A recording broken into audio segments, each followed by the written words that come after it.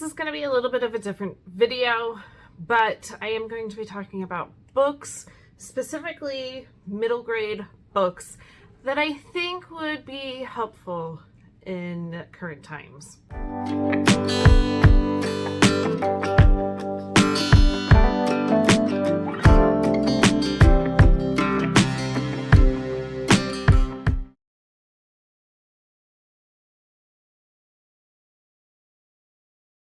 Welcome to this House of Fools. My name is Ashley, and I love to talk about secular homeschooling. And yeah, today it's going to be different. I have a stack of, I believe, 8 books to share with you that I think are fantastic middle grade books that open up a variety of discussions and topics that you can have with your kids. So I have not filmed anything for this channel lately. It's been really book heavy, just with like end of year wrap up kind of stuff over on my other channel. And there's just not a whole lot to share with homeschooling right now. That will be changing. I have stuff planned in the next few months as I'm starting to kind of think about curriculum for next year. So other videos will be coming. Another thing is I am just tired. I am burnt out. We're chugging along, trying to do the best that we can here. The world is big and heavy right now, so that has kind of put a damper on things. And another thing, I know it's not like the biggest deal ever, but for a very small moment, YouTube actually monetized me, which was fantastic. That was a goal that I was working towards, and I'm not exactly sure what happened. I think I screwed up in the signing up for the ads, but now they won't monetize me and they won't tell me why.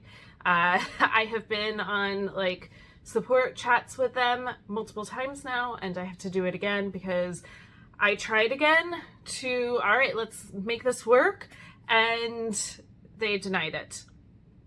Basically, it's we reserve the right to deny you, but we won't tell you why. So that is extremely disheartening. I know that's not the big picture of why I'm here, but it would be nice. If I have the subscribers and the views and everything to go with it, it would be nice to be monetized as well. There was about a week or so where I was like, I'm done. I don't want it to become work. I like coming on here and sharing our stuff and sharing our homeschooling experience and connecting with other homeschoolers. But this side of YouTube, I hate. And I don't know what the answer is.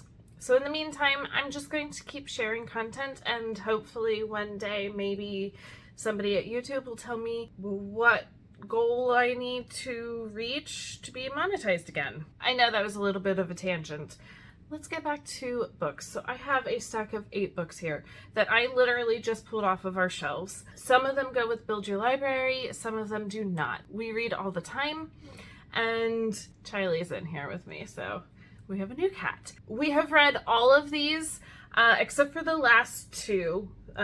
One of them I have read, but it has been years.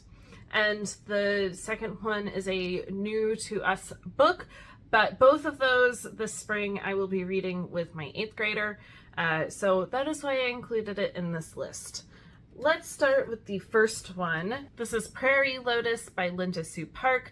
This is part of, I tab it, Build Your Library Level 6 for Part 2 of American History. If you grew up reading Little House books, you know that there's some problematic things going on in those books.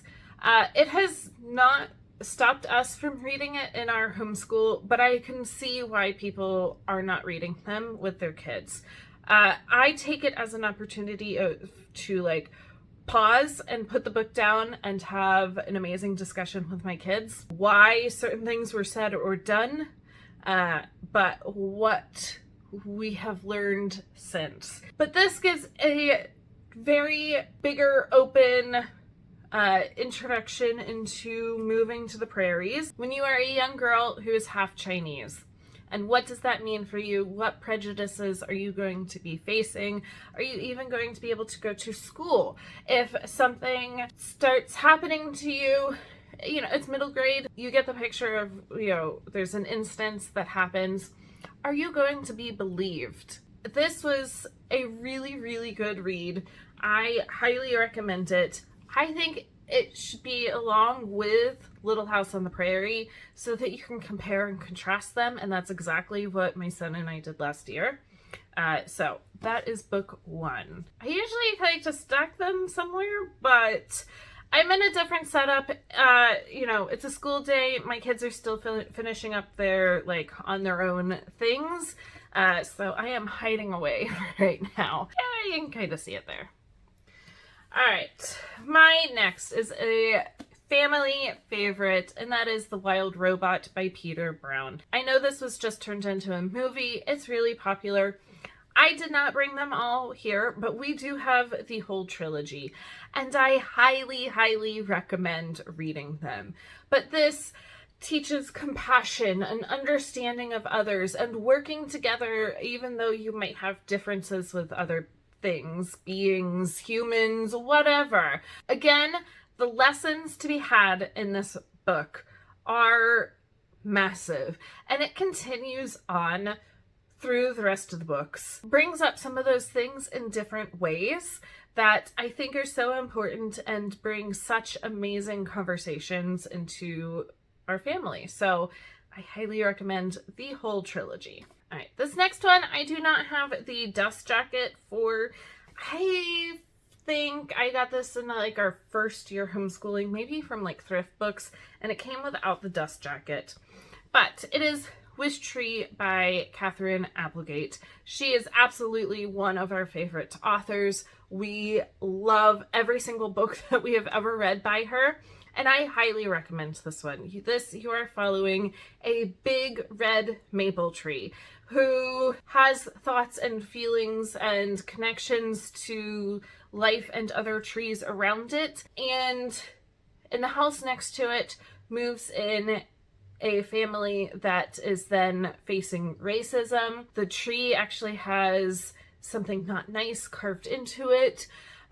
Again, topics that should be brought up with kids, but it's introduced in the way of a tree. It's introduced gently to them, but leads to bigger and greater conversations to be had. We read this quite a few years ago, and I think it needs to be read again, just to reiterate some of those things.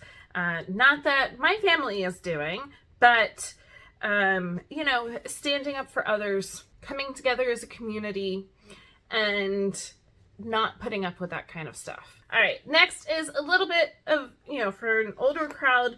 I have read it. I had a bookmark in it. Gave you a little sneak peek there of what it is. I have read it, obviously. My oldest has not. I think in high school, I would love to do like a semester or maybe even a full year of reading dystopian books. There's a lot, and especially that like middle grade to YA kind of genre. So I think it would be really fun to just spend time on some of those dystopian books. They are one of my favorite genres, and I think that there's a lot to learn from them. But this is The Hunger Games by Suzanne Collins. I mean, like everybody knows the story, but standing up to resistance and thinking that you don't have what it takes to do that, but you do. And I think it's amazing, this whole series. I have not read any of the, I guess only one is out, but I haven't read the prequel about President Snow. And then I guess there's going to be one about Haymitch. And so that would be a lot of fun to just take time. I mean, that could be a whole semester going through all the Hunger Games books with my oldest. That could be really fun. We might have to do that. It's time to resist. All right, this my youngest just read for Build Your Library for this year. It's part of level 3. and he loved it. And I love that he loved it. It is Finding Wonders by Janine Adkins. So it's about 3 girls who changed science. Let me make sure I got this right. So we are following Maria Marion, and through her observations of caterpillars, she was able to discover the truth about metamorphosis and documented her findings in gorgeous paintings of the life cycles of insects. So cool.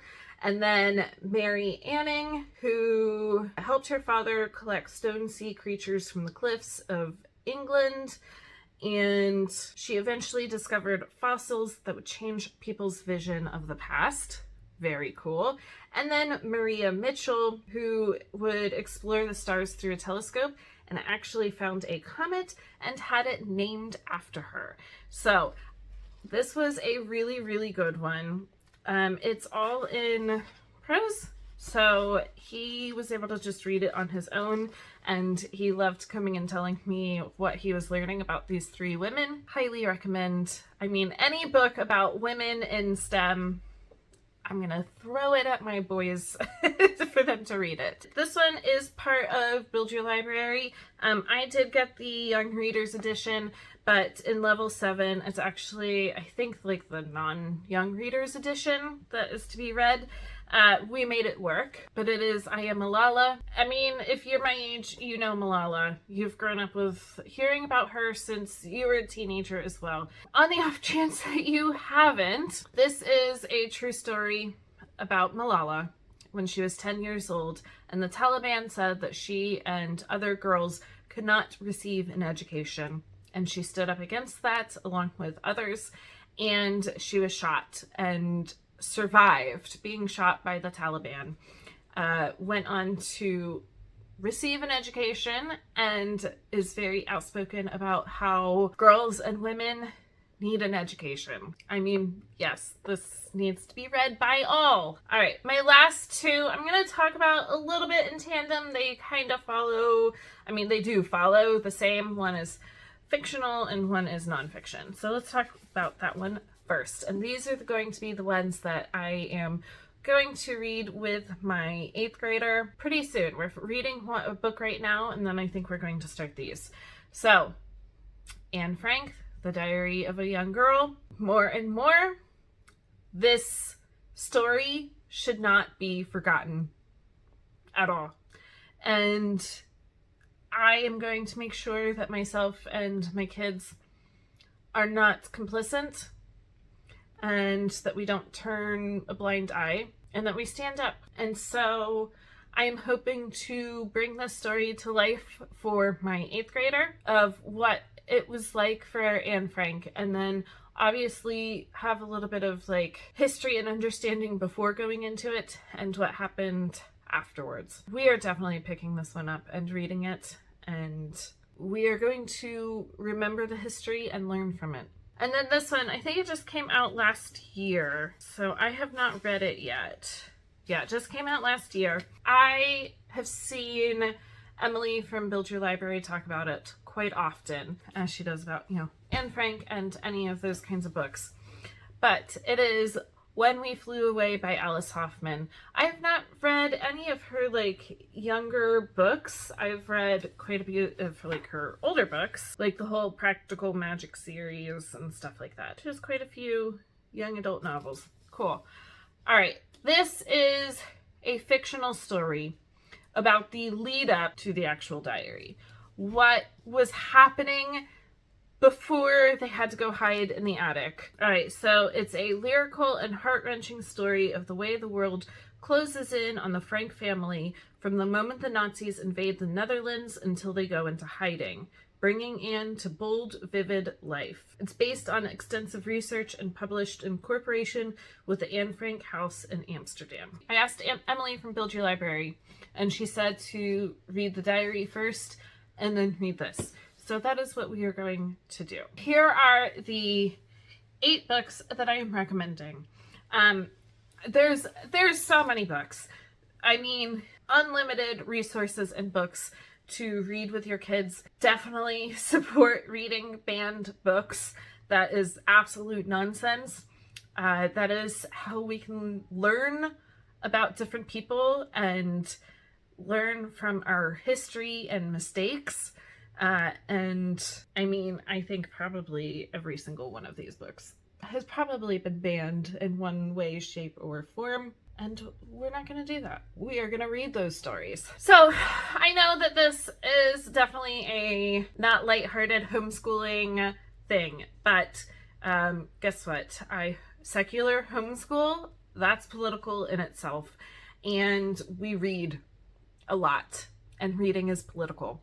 So that's just kind of where I am on this video. I did a similar one for my book channel. So if you want to see like more adult books of things that I just pulled off of my shelves that I think are important to read, I will try to link that down below. It's over on my other channel just for books. And I will be back with more homeschooling content. As it is right now, I am starting to think about February, which is usually when I post kind of my thoughts of maybe what we might be leaning towards for curriculum for next year. So that's always fun and exciting. And I'm going to keep posting. It's kind of like my protest. YouTube is going to keep screwing with me. Well, I'm going to keep posting, and maybe one day they'll fix it or tell me how I can fix it. On that note, as always, if you like this or anything else that I post here on this channel, make sure to like and subscribe down below, and I will be back for more soon.